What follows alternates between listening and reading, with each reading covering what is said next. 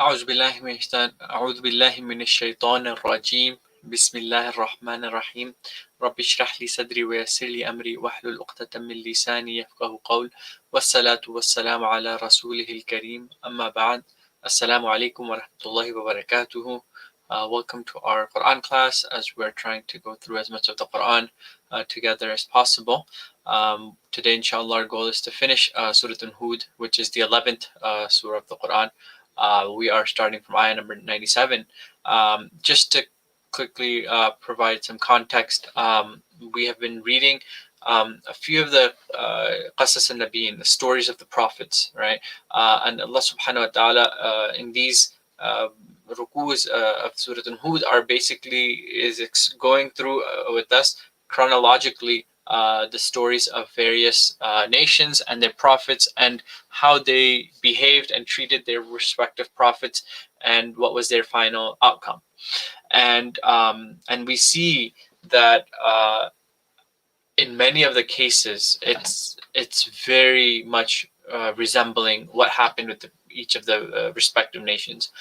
So the last of the prophets that was talked about was Musa alayhi salam, and that the last one to be mentioned in this surah as well.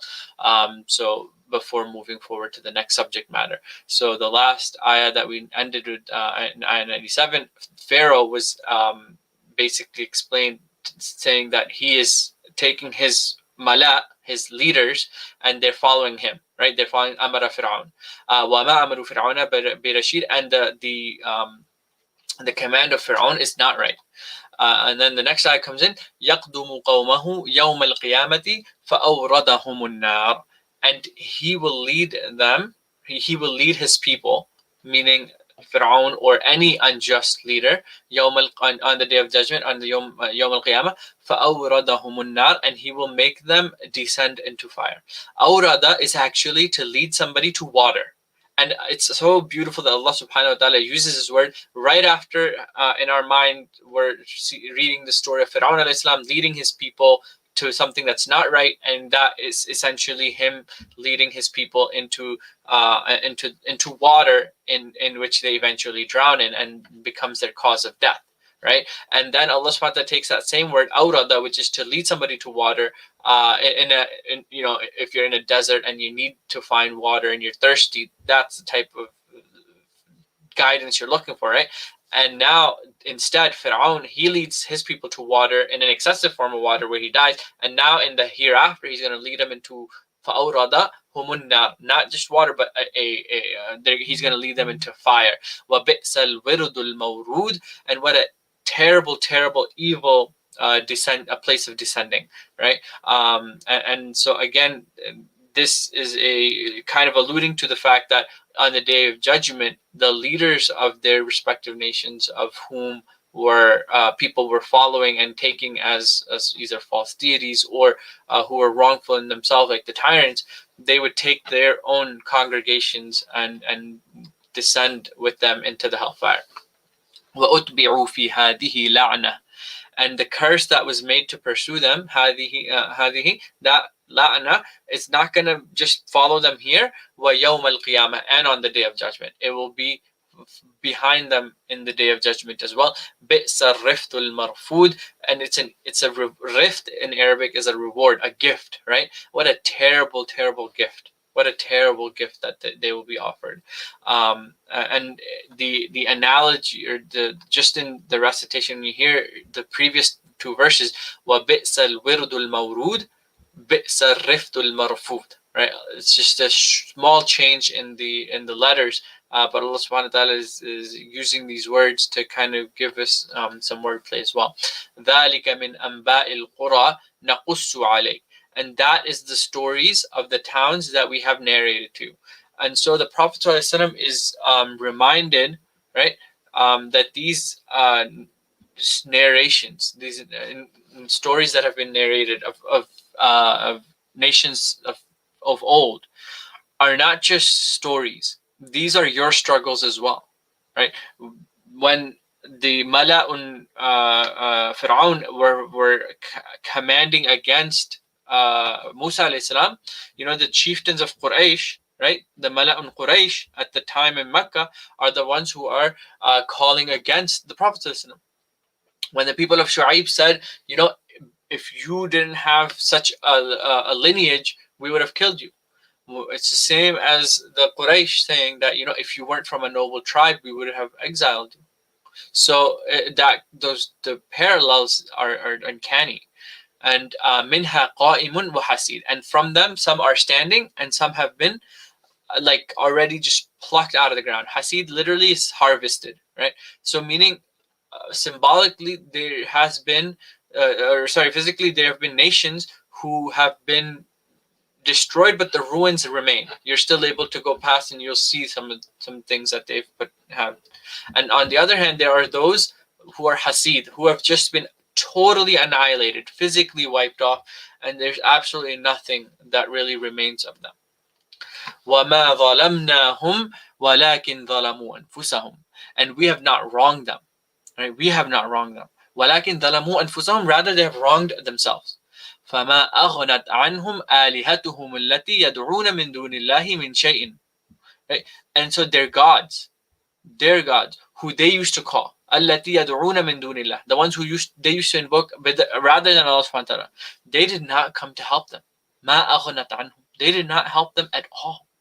They weren't able to provide any type of benefit for them. لما جاء أمر ربك, when the command of Allah subhanahu wa ta'ala came, meaning when the punishment was actually there, now these false gods, these deities, they were of absolutely no use. وما زادهم غير تتبيب, and rather, right, and وما زادهم غير تتبيب, and they gave him absolutely nothing but more destruction. And tatbib is like destruction upon destruction, right? So they actually increase them in additional destruction, if anything. وَكَذَلِكَ أَخَذُ رَبِّكَ إِذَا أَخَذَ الْقُرَى وَهِيَ ظَالِمَةٌ, and that's what it is. أَخَذُ رَبِّكَ, that takes the seizing of your Lord. That's what happens when Allah subhanahu wa ta'ala seizes you. إِذَا أَخَذَ الْقُرَى وَهِيَ ظَالِمَةٌ, when He seizes the people while they are in transgression. وَهِيَ ظَالِمَةٌ, and they're in the act of transgression.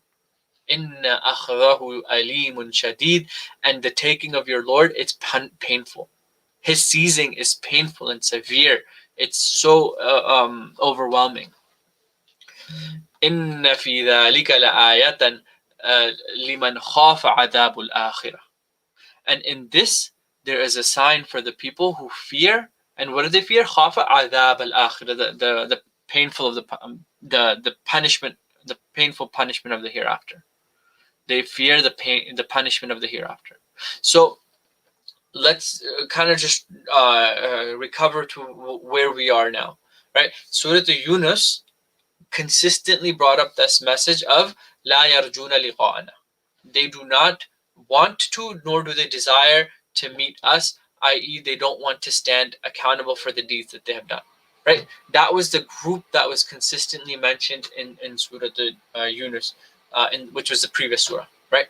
And now these two surahs are like sister surahs, right? Yunus and Hud. And now Allah subhanahu wa ta'ala is saying, if you haven't gotten anything from what it's been said, if you're not getting the message here, right? These ayat are meant to be a message for the ones who fear the punishment of the hereafter. So if you don't recognize the hereafter in the first place, how are you to fear the fact that there's going to be a punishment in the hereafter? How are you going to fear that there's an actual punishment in the hereafter? Right? So Allah subhanahu wa ta'ala is shifting your focus and saying, look, you read these ayat, you read the narrations of the stories of the previous prophets, and you see absolutely no change. You see absolutely no sign in it. Then you should question yourself that, do you really believe in the hereafter? Do you fear the punishment of the hereafter as an individual yourself? Right? ذَلِكَ يَوْمٌ مَجْمُوعٌ لَهُ النَّاسِ, and that is a day when all of people will be gathered.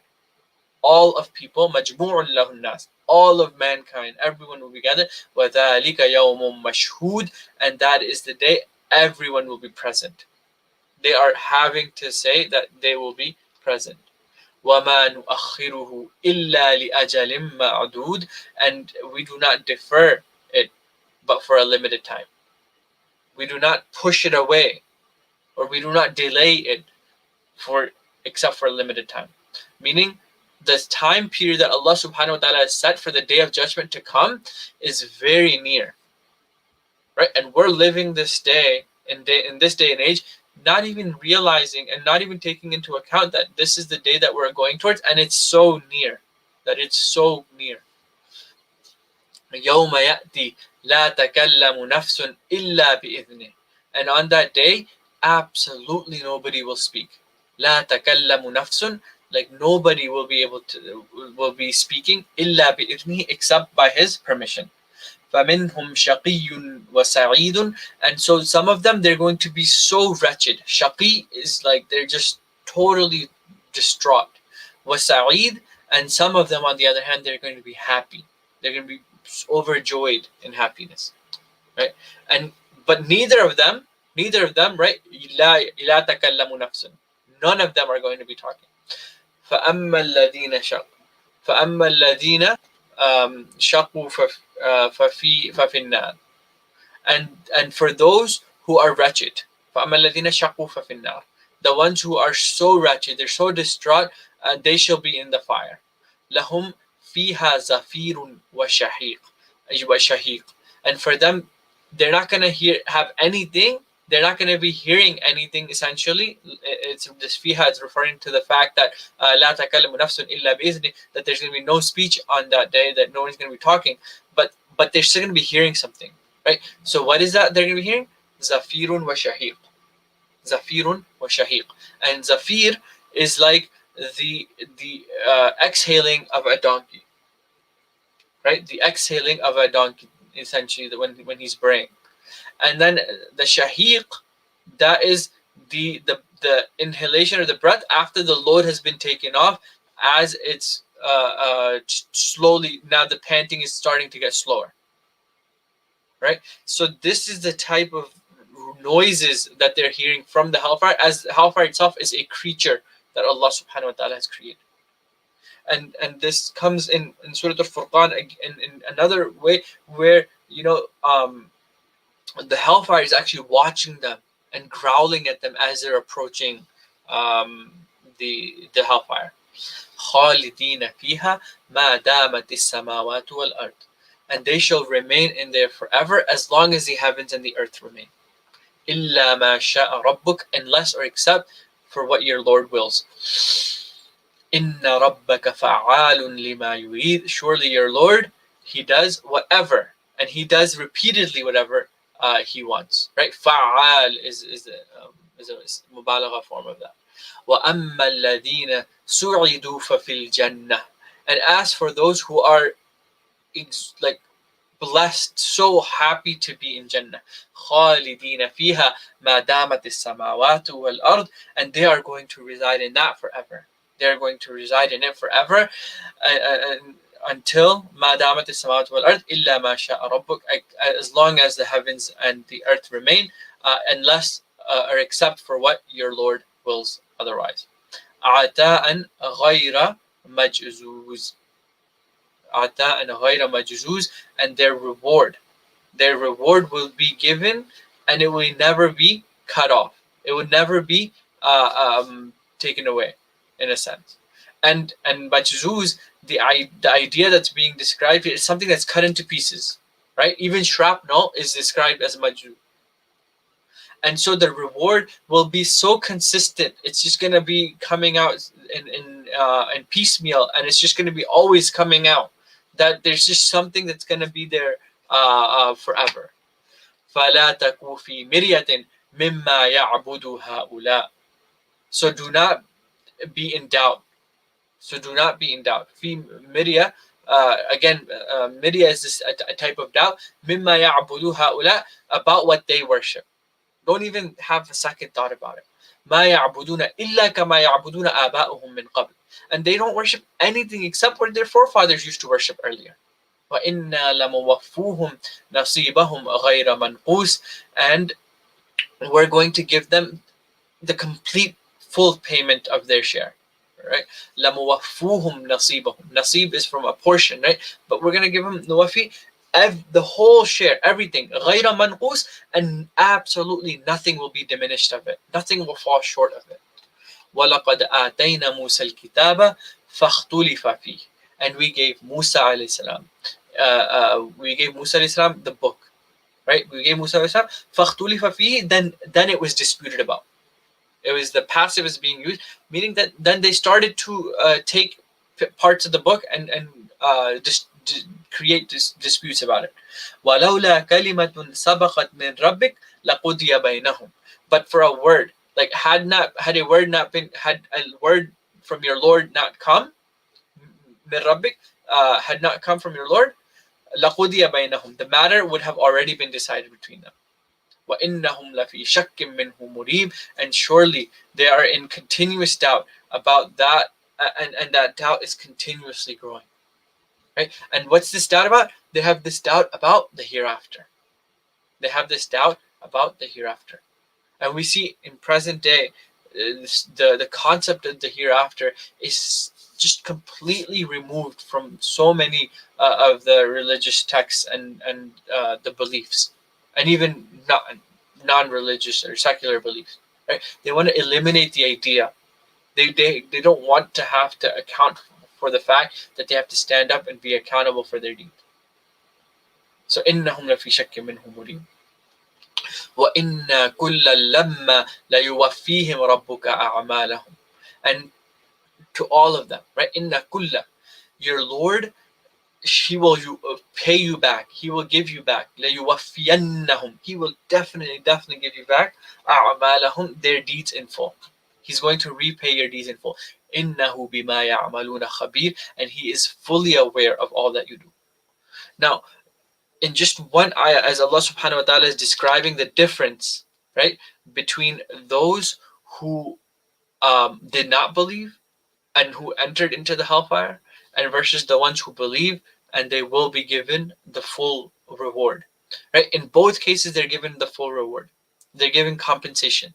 In one, the compensation is a negative compensation. In the other hand, the compensation is a positive compensation. And now, for us today, as we're reading this, right, we think to ourselves, do I sincerely believe that I will be compensated for what I am doing? Do I believe I'm going to because look, at the end of the day, if my value of compensation is just dollars and cents, right? If my time is valued as with the money, and the only thing I can think of is, okay, if I spent, 5 hours doing this, I can make X amount of money, and if I spent 5 hours doing that, I'm gonna make this much amount of money. So I'm gonna take the more profitable venture. And if your life is limited to that's what you think and spare your time as, then there's a serious question that you need to ask yourself, right? What will be my compensation on the day of judgment?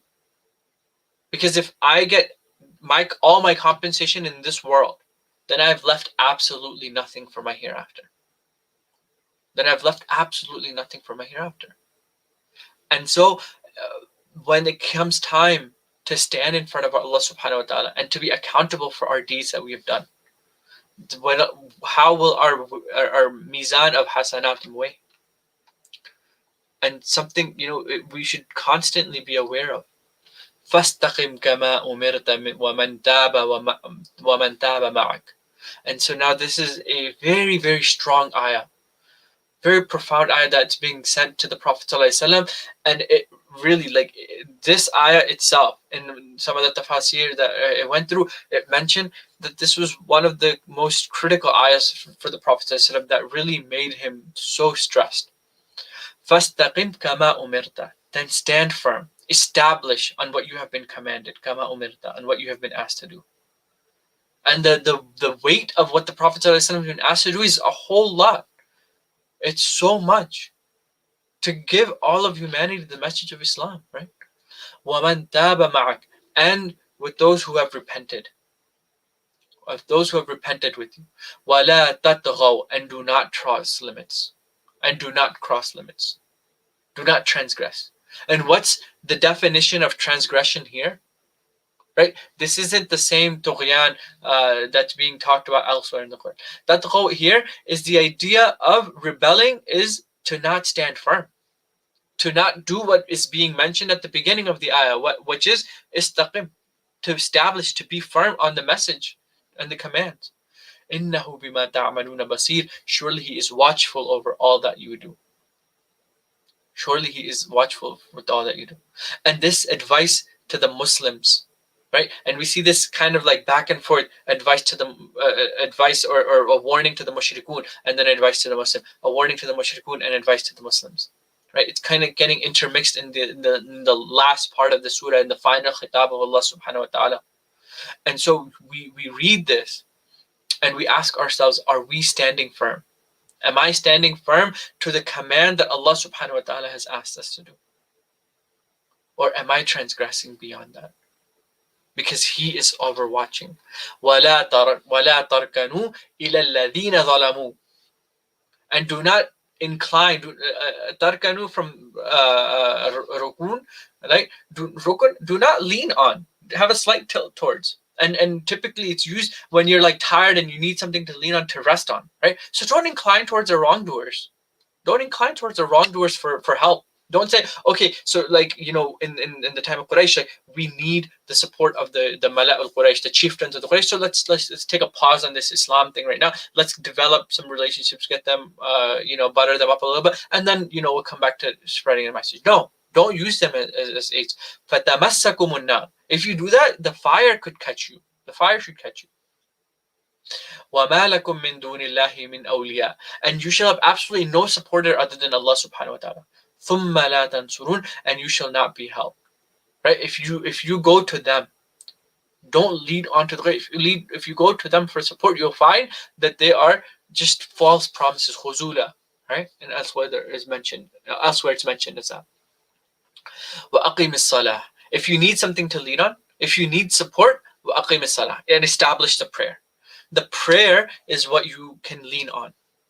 طَرَفِ النَّهَارِ وَزُلَفًا مِّنَ اللَّيْلِ. And the prayers, which prayers that you should lean on or establish? The ones at both ends of the day, and the ones that are in the early hours of the nights, right? So the both ends of the day and the early hours in the night. And what does the early onset of the night mean? The one that comes in as soon as the night comes and as soon as the night is about to leave, right? So prayer at those times. Innal hasanati yudhibna sayyi'at. And surely your good deeds will erase your bad deeds. Surely your good deeds will erase your bad. In a Sahih Hadith, the Prophet had said that the 5 prayers, and one Jum'ah to the next Jum'ah, from one prayer to the next prayer, or the daily 5 prayers, from one Jum'ah to the next Jum'ah, in terms of Jum'ah, and from one Ramadan to one next Ramadan, they become kafara, and they become expiation for the sins that have been committed between them, from the minor sins, meaning. Right? So the innal hasanatu yudhibu sayyat, the good deeds will expiate the bad deeds. Your good deeds will expiate the bad deeds. So as soon as you realize that I have done something bad, the best thing you can do at that is immediately follow it with something good.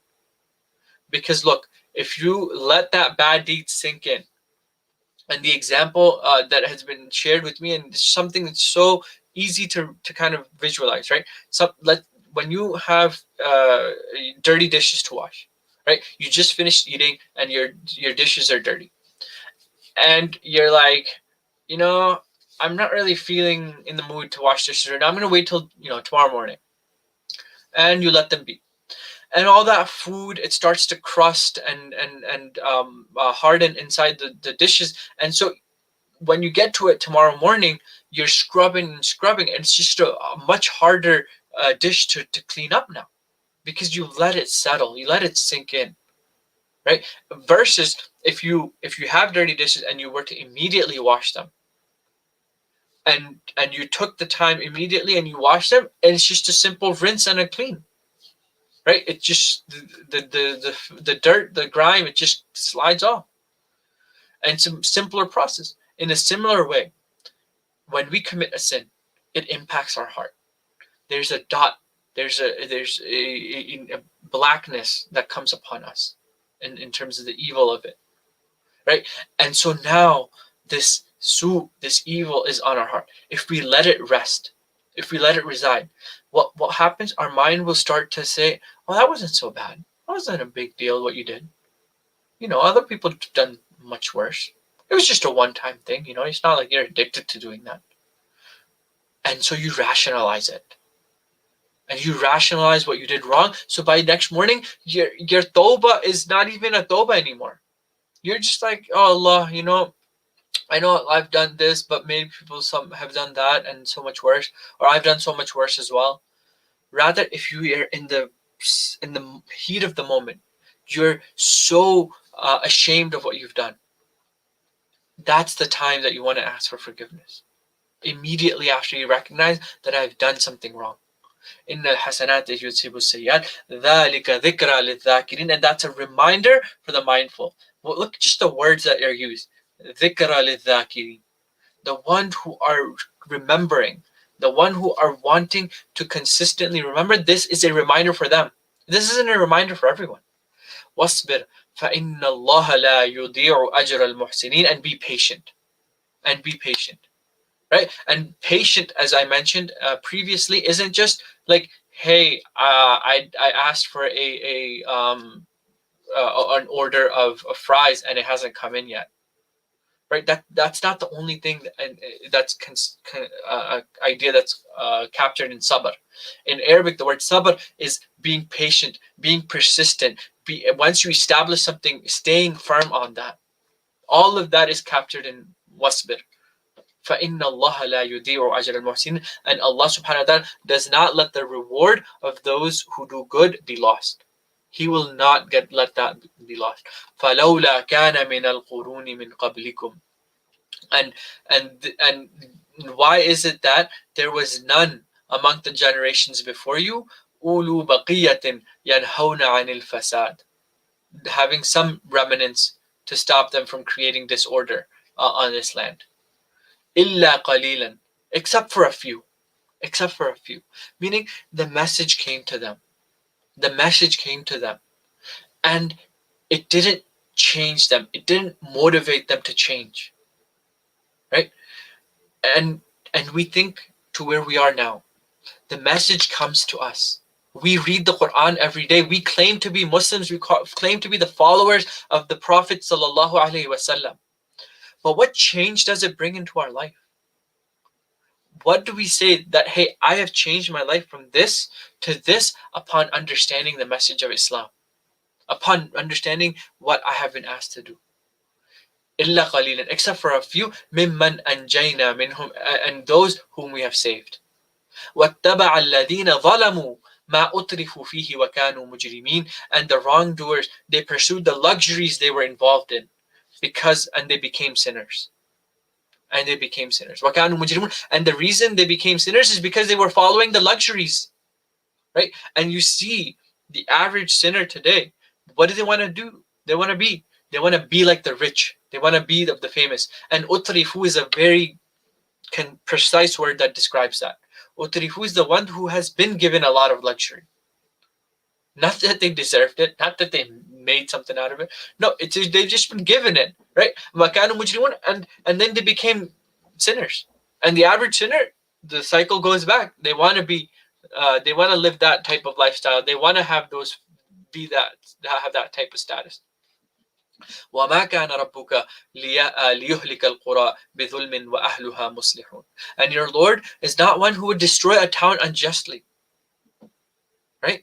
And while they're people who are good in their ways, and muslihun is used here, وَأَهْلُهَا مُصْلِحُونَ, they're not just good, they invite to good, they extend good to their society, they are the spreaders of good, and they help in the society at large. وَلَوْ شَاءَ رَبُّكَ لَجَعَلَ النَّاسَ أُمَّةً وَاحِدَةً, and had your Lord willed, He would have made the people a single community. He would have made them one nation. وَلَا يَزَالُونَ مُخْتَلِفِينَ, but they will continue in their differences. إِلَّا مَنْ رَحِمَ رَبُّكَ, except those whom Allah subhanahu wa ta'ala, He has His mercy. وَلِذَلِكَ خَلَقَهُمْ, and for that He has created them. And Allah subhanahu wa ta'ala is telling us in this portion of the ayah, the reason He created humanity is to show mercy. The reason He created humanity is to show mercy. إِلَّا مَنْ رَحِمَ رَبُّكَ وَلِذَلِكَ خَلَقَهُ. And that is the reason why He created. And the second part of the ayah, it's hard to understand how it's all one ayah, but let's go through it and I'll try to break it down. وَتَمَّتْ كَلِمَةُ رَبِّكَ لَأَمْلَأَنَّ جَهَنَّمَ مِنَ الْجِنَّةِ وَالنَّاسِ أَجْمَعِينَ. And perfect is your Lord, and He is right. He will definitely fill hellfire with jinns and humans all together, ajma'in. So the beginning part of the ayah, where Allah subhanahu wa ta'ala is telling us He's created humanity to show mercy, and in the last part of the ayah, He's saying لَأَمْلَأَنَّ جَهَنَّمَ مِنَ الْجِنَّةِ وَالنَّاسِ, that He's going to fill Jahannam with humans and jinns. Right? So how do we understand that? So in a small example, I'll try to draw it out for you. So pretend I'm a teacher and I have a class of students, and I'm teaching them, and I want to teach them, and I want to give them what's best for them, right? I'm trying to teach them so they learn and they grow and they enjoy. But I know this one kid, he just doesn't pay attention. He doesn't do his work. He goofs off in class, right? I just know that this is this kid. And now tomorrow we have an exam. And I say to myself that this kid, he's going to fail the exam tomorrow.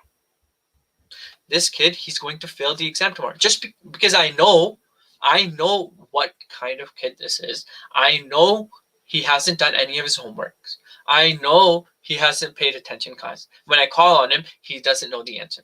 So based on my understanding, I can tell you that this kid is going to fail the exam tomorrow. Now, in a similar fashion, it's not like I want him to fail the exam. It's not like I prepared the exam so that he would fail. It's just this kid, based on what I know of him, he's going to fail.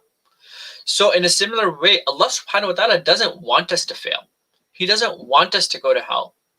And He doesn't just know us by our previous experience. He knows us from the time of creation to the end of eternity. He knows all about us. So He knows that there are going to be those people who just because of what they've done and what they're going to do, they're going to be the ones who are going to be filling the hellfire. وَكُلًّا نَقُصُّ عَلَيْكَ مِنْ أَنْبَاءِ الرُّسُلِ. And now the khitab turns to the Prophet ﷺ, and Allah subhanahu wa ta'ala is telling him, and we narrate to you everything from the events of the messengers. We have narrated to you all the events of the messengers. مَا نُثَبِّتُ بِهِ فُؤَادَكَ, with which we have strengthened your heart, your emotional heart. Fu'ad, qalb is heart, right? Fu'ad is a inflamed heart. It's an emotional heart, right? So the Prophet ﷺ is going through a very tough time. And he doesn't see any sign of hope in a sense that, like, this is so hard, this is so difficult. And Allah subhanahu wa ta'ala is telling him, look, you're not the only one. Right? Sometimes when we feel that there are other people who are going through the same pains, the same experiences that we're going through, it just helps us feel that with that feeling. And so Allah subhanahu wa ta'ala is telling you, you're not the only one. The same thing happened with the previous messengers. The same exact scenario. وَجَاءَكَ فِي هَذِهِ الْحَقِّ. And therein, right, he has come to you the truth. وَمَوْعِظَةٌ ذِكْرَى لِلْمُؤْمِنِينَ. And a good counsel and a reminder to those who believe. So don't run out of steam. Don't run out of steam. This is a good, sincere advice. This is the right path. Just keep at it. وَقُلِ الَّذِينَ لَا يُؤْمِنُونَ. And now Allah subhanahu wa ta'ala in the final part of the surah turns to the disbelievers, or the khitab to the disbelievers. Excuse me. And say to the ones who don't believe, وَقُلِ الَّذِينَ لَا يُؤْمِنُونَ اعْمَلُوا عَلَى مَكَانَتِكُمْ. Do whatever you can. Do what you have been working on. Continue to do that. And look, this is the same thing that was said by Nuh alayhi salam. Right? This was the same thing that have been said by the previous messengers to tell their nations to go ahead, do whatever you want to do.